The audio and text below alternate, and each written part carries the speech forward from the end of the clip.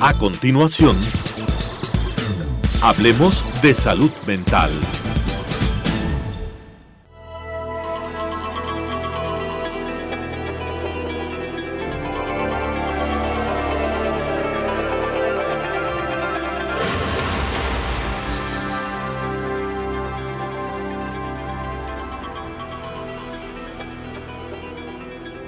Muy buenas tardes, amigos televidentes, nuevamente con ustedes aquí gracias a las nuevas tecnologías que nos permiten desde nuestras casas estar visitándoles en la suya. Doctor Gallegos, buenas tardes, ¿cómo le va? Buenas tardes, doctor Leo, un gusto nuevamente estar en el programa Hablemos de Salud Mental. Y como tú has mencionado, pues esto sí es, la nueva tecnología sí nos acerca, pese a los inconvenientes actuales, ¿no?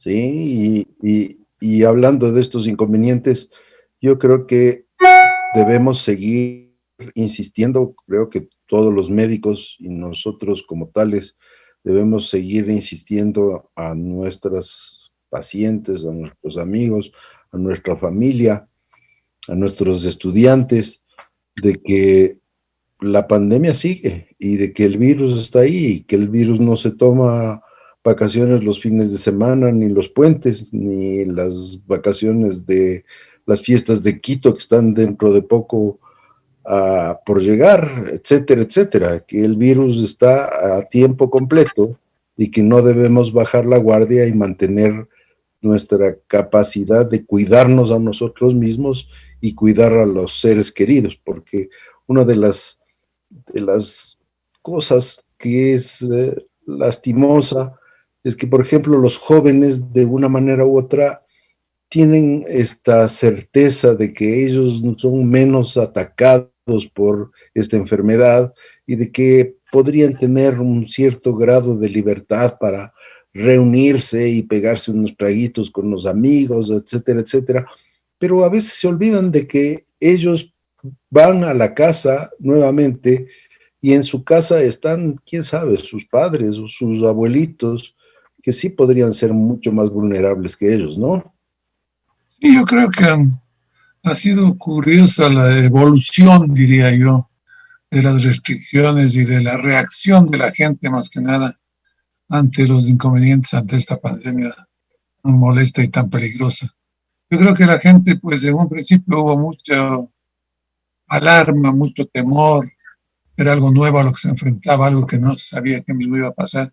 Y luego sí, yo creo que han ido aflojando, pero también yo creo que han ido aflojando porque creen posiblemente la gente que no lo ve tan difícil, no lo ve tan peligroso como se decía en un principio. Claro, empiezan que las edades del paciente, que de tal edad menos, de tal edad más. Es lo que tú dices, los jóvenes, por ejemplo, característica de los jóvenes es sentirse inmunes a todos, ¿no? Es decir, ellos pueden hacer lo que a ellos les parece, el criterio de ellos es el único que prevalece, y en esto pues no ha sido la excepción. Pues claro, los jóvenes quieren hacer su voluntad, creen que no hay peligro, y lo que tú dices, el real peligro está en el contagio a sus otros familiares. Sí, esa es una de las cosas que tienen que tener en mente. Probablemente a mí no me va a matar el virus, y es así, o sea, las estadísticas muestran que el índice de letalidad o de mortalidad en personas jóvenes es muy bajo, pero si yo llevo este virus a mi casa, ¿en qué condiciones está mi papá, o mi abuelo, o mi abuela, o mi mamá? ¿Ellos están en las mismas condiciones mías? No.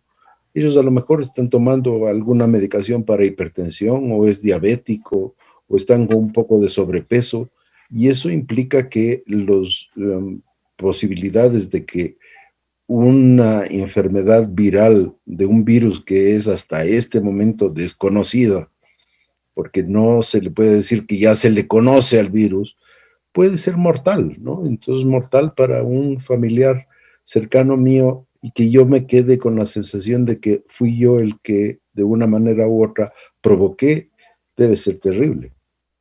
Hay otro punto importante. Creo que si bien las estadísticas, como tú mencionas, apuntan a que los jóvenes a lo mejor tienen menos riesgo, menos opción de enfermar, y que también la letalidad es bastante baja. Pero como mencionabas, es un virus del que todavía no sabemos casi nada prácticamente. Cada vez van saliendo ciertos reportes o ciertas inquietudes sobre las consecuencias posteriores. Es decir, puede que un paciente joven pase su periodo de aislamiento 2 semanas y aparentemente ha quedado sin ningún síntoma, o inclusive pasó asintomático, pero no sabemos qué va a venir después, qué consecuencias va a haber en el funcionamiento, en la fisiología de esa persona, inclusive en sus actitudes mentales, en su sistema nervioso, ¿no? Eso también es algo que sí da para pensar. Sabemos qué va a suceder, pasará lo agudo, pasará a lo mejor la parte pandémica, pero a lo mejor tendremos consecuencias de este virus durante muchísimo tiempo. Cada vez las iremos viendo más de cerca, ¿no? Sí, ahora que tú mencionas esto, hay reportes recientes de que, por ejemplo, las personas que ya han sobrevivido, digamos, a una infección con el COVID, están en muchísimo más riesgo de presentar trastornos de ansiedad y de depresión, hablando de lo nuestro, ¿no? Es decir, casi como consecuencia o como secuela de haber tenido una infección por COVID, se presenta con mayor facilidad trastornos de tipo nervioso como la depresión y la ansiedad. Y eso es lo que estamos ya empezando a ver en la consulta. Como mencionábamos, me parece que la semana anterior, después de una reacción inicial de temor, de angustia, adaptándose a las nuevas circunstancias, pues ahora ya como a la mano de lo que ha ido bajando el temor, a la par de lo que la gente se empieza a preocupar un poquito menos, empezamos ya a ver cuadros que aparentemente no tienen otra justificación, no tienen muchos factores de riesgo, no tienen antecedentes, y de pronto, inclusive en perfiles que uno no esperaría, se ven estos cuadros de ansiedad y de depresión como mencionas. ¿Y qué tanto está eso en relación con los efectos posteriores a una infección por el virus? Pues todavía hay mucho para investigar al respecto.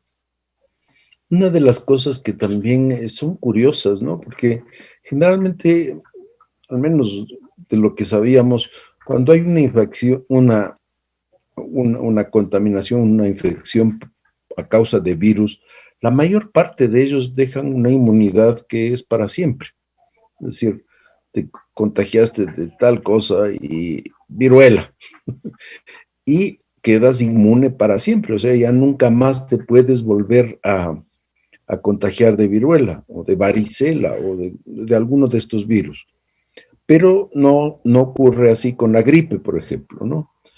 Te puedes enfermar de gripe y después de unos meses nuevamente tener gripe, porque seguramente es una cepa distinta, por ejemplo, o no te deja una inmunidad permanente. El COVID tampoco, al parecer, deja una inmunidad permanente. Sí, hay evidencia de que los índices de anticuerpos, es decir, las defensas que el organismo generó por la invasión del virus para defenderse, esos anticuerpos son muy altos al comienzo y después de 3 o 5 meses prácticamente desaparecen. Es decir, la persona nuevamente está vulnerable de reinfectarse, de recontagiarse.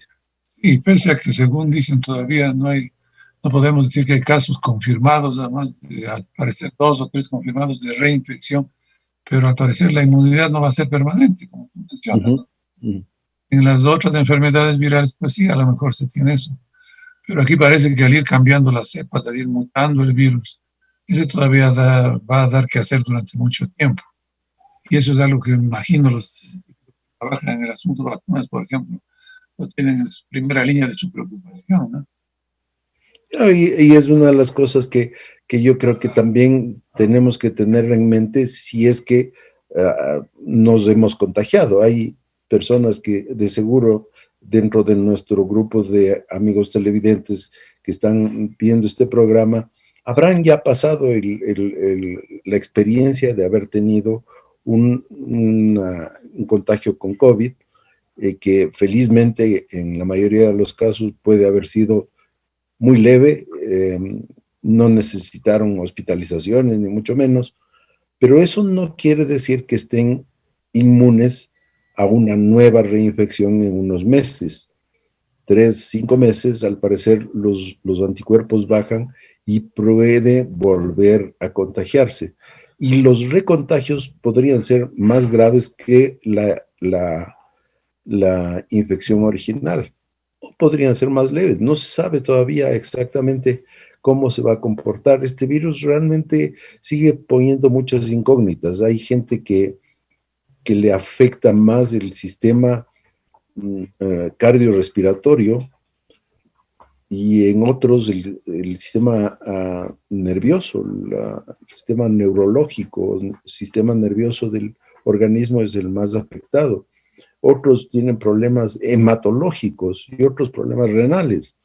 Es decir, es por donde creo que la persona de una manera u otra sea más vulnerable, es por donde el virus va a ser más nocivo, más dañino.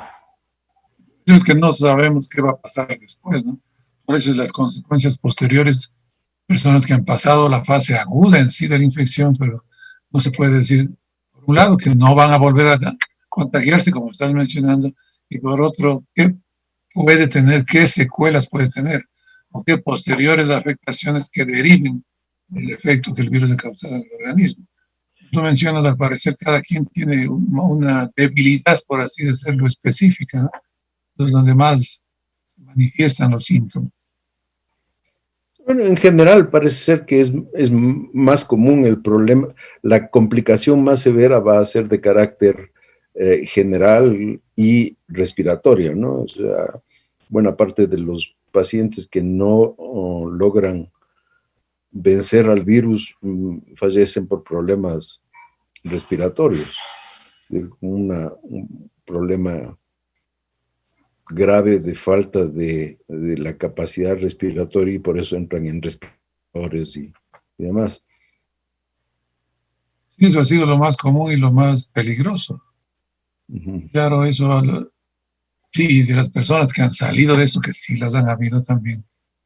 ¿Qué pasa después? Eso que se restituye totalmente su capacidad respiratoria. ¿Cuáles serán las secuelas, como decías? ¿Cuáles serán las secuelas exactamente de eso? Yo creo que por ahí viene el futuro de las investigaciones y de los temores que todavía no están.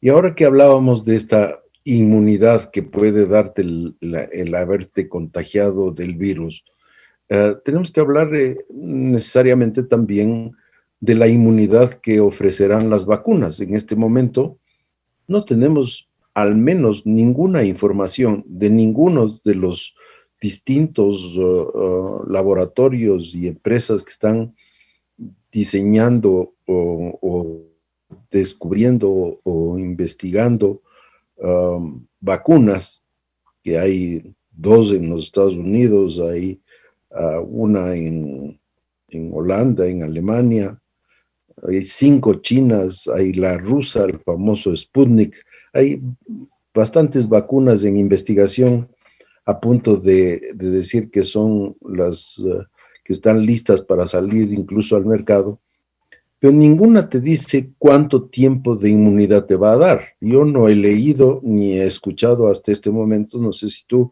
tengas información, pero yo no he leído ni he escuchado nada al respecto de cuánto tiempo de inmunidad te va a dar la vacuna. Sé que hay que ponerse 2 vacunas seguidas. 2 dosis. Sí. 2 dosis de vacuna, pero no te dicen esto te da 2 meses, 3 meses, 6 meses, 1 año. No, hasta este momento no se tiene ninguna información al respecto. Yo creo que la investigación todavía no llega a ese punto. El proceso de elaboración, el proceso de conseguir una vacuna, yo creo que dura muchísimo tiempo, años, puede ser en determinadas circunstancias. Y ahora es una carrera contra el reloj, ¿no? Entonces, lo más pronto que salga esto. Entonces, claro, inclusive las aprobaciones de los órganos de control son aprobaciones de emergencia para lo que se está haciendo. Entonces, yo creo que eso vendrá posteriormente, ¿no? Sí, dicen ahora 2 dosis con intervalos cortos. Oí otra noticia, 2 dosis, pero con un intervalo un poquito más largo. Entonces, eso hace pensar a uno que no va a ser una inmunidad total, ni va a ser una inmunidad indefinida, ¿no? Eso todavía yo creo que se verá. Sí, a lo mejor salen las vacunas, a lo mejor se empieza la aplicación, pero creo que eso tampoco significará que ha terminado el problema. Ahora hay esta noticia de esta semana, que creo que era una buena noticia, de que la Pfizer, una farmacéutica de los Estados Unidos, junto con unos investigadores alemanes, han desarrollado una vacuna que ofrece el 90% de efectividad en la prevención del contagio con COVID. 90%. Creo que al día siguiente o a los 2 días, el gobierno ruso sale a decir: nuestra vacuna, la Sputnik, ofrece el 92%. Es como si estuviera en una especie de regateo y competencia de ¿Quién da lado. más? Y por un lado, lo curioso es que por un lado es una farmacéutica que se dedica a la investigación de ese tipo de sustancias, y por otro lado es un gobierno el que dice. Los chinos no han dicho nada, ellos tienen 5 vacunas, como decía hace un rato, pero yo creo que se ha convertido también en una especie de competencia económica y una competencia geopolítica, ¿no? Es decir, nosotros los soviéticos, los rusos, estamos haciendo una vacuna que es 92% seguro. ¿Quién quiere nuestra vacuna? Porque eso geopolíticamente puede decir: estos países amigos de Rusia van a beneficiarse de esta vacuna, y estos países amigos de los Estados Unidos se van a beneficiar de esta otra vacuna. Entonces, una cosa que resulta chocante, ¿no? Al menos a mí me parece muy chocante. Es evidente, siempre hay esas pugnas en esos diferentes sistemas económicos y políticos. Entonces yo creo que por ahí también el asunto. Y tenemos mayor capacidad científica, nuestros laboratorios son los mejores, hemos logrado en tiempo récord hacer esto. Y obviamente yo creo que también tiene que haber ahí un fondo económico importante. Claro. Creo que las vacunas sean absolutamente gratuitas, ni que digan: a ver, a Ecuador mandemos 10 millones de dosis, porque son buenas gentes. Pfizer, por ejemplo, no recibió apoyos económicos de ningún país, a diferencia de la Oxford y AstraZeneca. La vacuna europea de Inglaterra, la Oxford, que es con un laboratorio sueco, me parece, AstraZeneca o noruego, no me acuerdo, es una vacuna que se desarrolló, la investigación sobre esta vacuna, con aportes de distintos países del mundo. Pusieron dinero para desarrollar la investigación en torno a la vacuna. Pfizer la hizo con platita propia, es decir. También hubo una declaración de Pfizer de que, no, de que el costo no será subsidiado precisamente. Ahora, claro, ahí también. Que les darán baratito al gobierno de los Estados Unidos, no sé, pues a Ecuador dirán: pobrecitos, están bien fregados los ecuatorianos, hagámosle una rebajita, y yo no he visto ningún laboratorio que haga eso. Tengo entendido que hay un convenio que está manejando la Organización Mundial de la Salud, COVAX, de algunos países que aportan o que han hecho una reserva. Al parecer, pues tienen un precio especial, sí, por haberlo hecho, ¿no? ¿Y esto es para la vacuna Pfizer, para la Oxford, para el Sputnik, para cuál? Creo que es en general para la que salga primero o las que pueda cubrir. Porque eso sí me parece... Cogerán de varios sitios. Eso sí me parece que es una postura solidaria, porque si no, realmente los países ricos son los que se van a ver beneficiados, y el resto de países del mundo vamos a tener que estar a la cola esperando que manden lo que les sobra, pues, ¿no? Y yo creo que eso, ojalá la intención sea evitar y eso lo logren hacer. Si no, siempre estaremos en el primero, el tercero y el último mundo, ¿no? Si llegan o no llegan. Y qué bueno que estamos topando el tema de las vacunas, porque la mayor parte de la gente cree que bueno, ya está la vacuna a meses de estar en el mercado y enseguida vamos a tener. No es así, o sea, va a tomar un tiempo. creo que es la cantidad de la producción que se necesita de vacunas es pero brutal.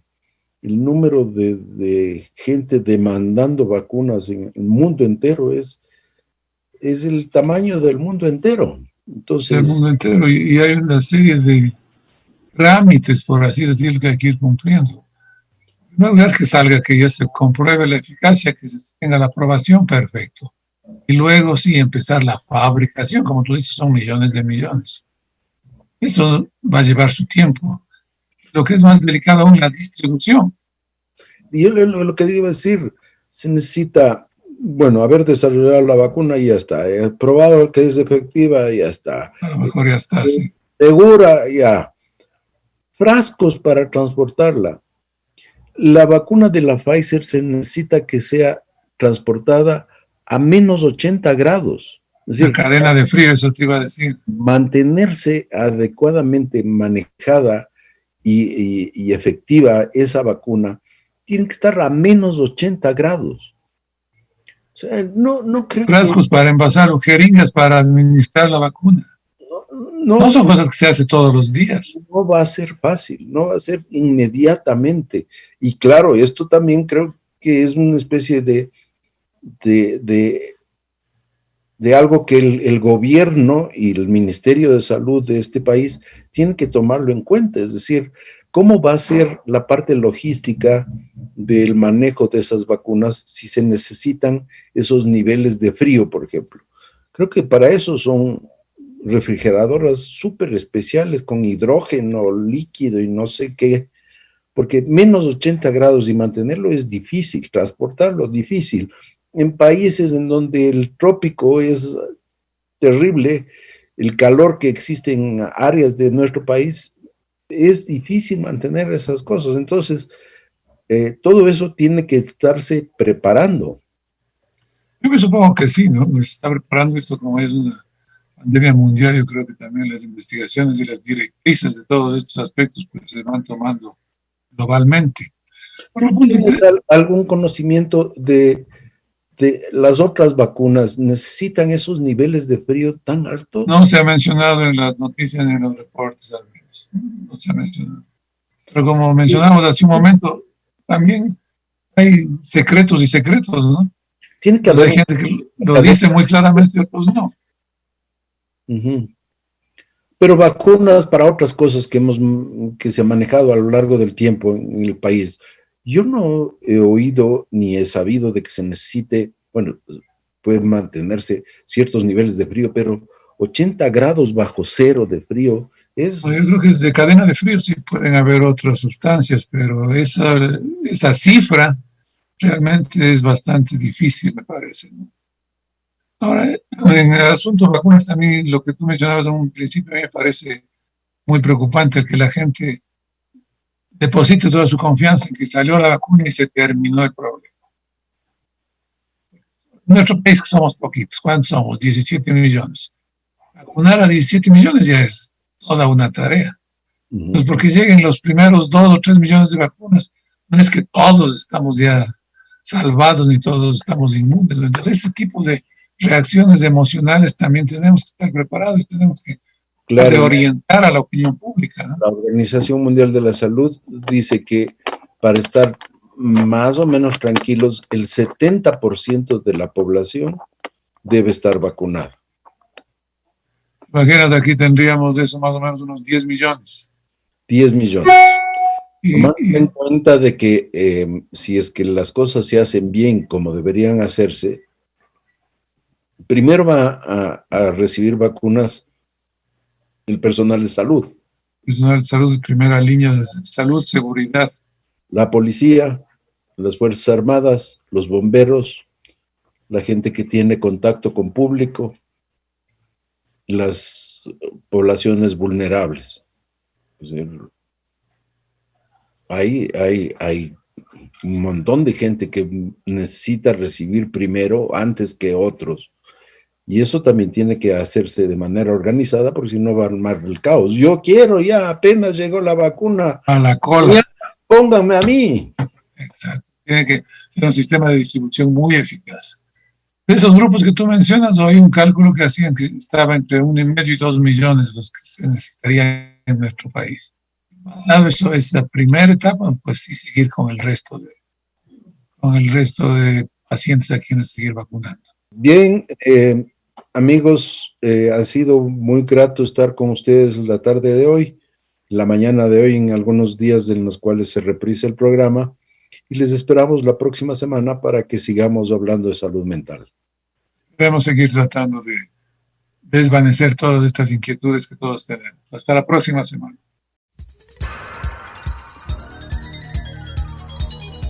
Las opiniones vertidas en este espacio por la producción y dirección del programa son de exclusiva responsabilidad de sus autores y de quienes intervienen en ellos.